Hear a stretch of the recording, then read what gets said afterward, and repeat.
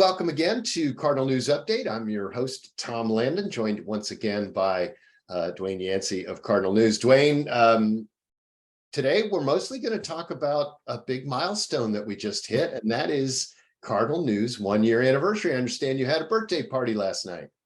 We did in downtown Roanoke. I don't know how many people were there. It was a big crowd. We didn't count them.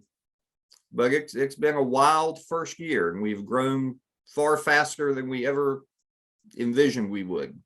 Well, sorry I couldn't be there. As I've told you already, I'm coming out of COVID right now, so I didn't think it was best to be there. So today I just want to say, first of all, congratulations on making it a year as a news startup. That's no small feat. What do you think? What have you learned this year that maybe surprised you a little bit about running a small independent news organization?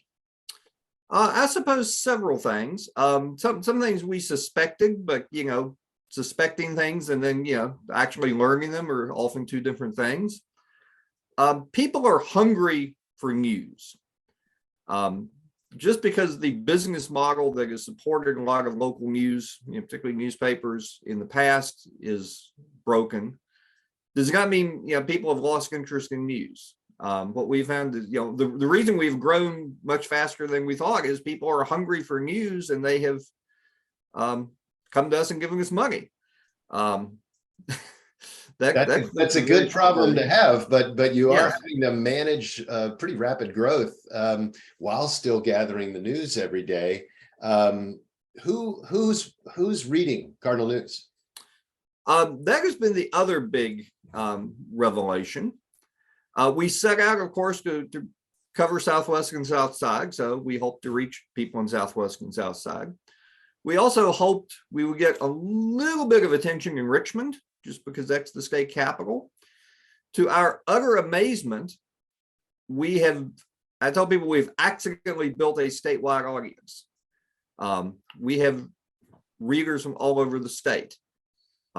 Our single biggest source of readers is the Roanoke Valley. Not surprisingly, that's where many of us are. But our second biggest source of readers is almost a tie, between Northern Virginia and Richmond. And all time, Northern Virginia right now has a slight lead. So that was something we were not expecting. And we often hear from those readers, and I always ask them, why are you reading us? Since we're, we're covering things in Franklin County, not Fairfax County. And their answer is usually some version of, you're telling us about a part of the state we know nothing about. Well, and in one of your most popular stories has been talking about the demographic changes. I know that's a special interest of yours. And, that does include Northern Virginia. The fact that, they're also, we're not, we've talked about population loss out here in our part of the world for a long time, and it's kind of a new phenomenon for them. Yes. And a lot of issues are connected. I mean, we may cover them in a way that's rooted in our part of the state, but, they go statewide, community college enrollment, that's a statewide issue. The example we use may be from out here, but, the same lessons apply statewide. We might write about something the governor is doing that, relates particularly to this part of the state, but, people all over, are interested in the governor one way or another. And the internet knows no bounds. So that has been, a very pleasant discovery. And a lot of those folks have, supported us financially. So.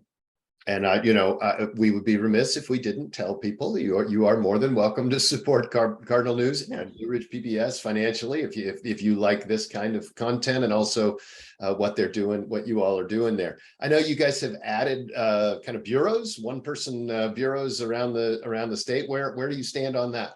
Sure.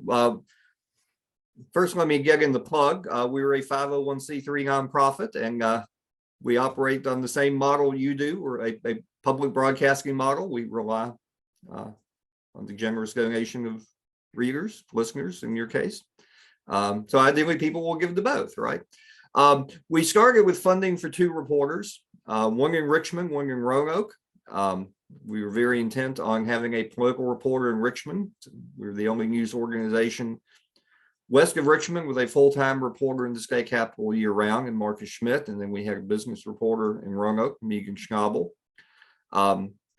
We added a third reporter in Danville in July, Grace Mammon, thanks to generous funding from the Danville Regional Foundation that wanted to see more journalism in that part of the state. We have now added a fourth reporter, Susan Cameron in Bristol, just started with us thanks to generous funding from the Gene Foundation, which was set up by the family that once owned the newspaper in Bristol, and they were concerned about lack of journalism in that part of the state, and we're very gratified to have their support. So that brings us up to 4. We will soon be announcing funding for a 5th reporter. Don't want to get ahead of myself and reveal too many details there. We don't have a hire yet, but we will be announcing the funding for that soon.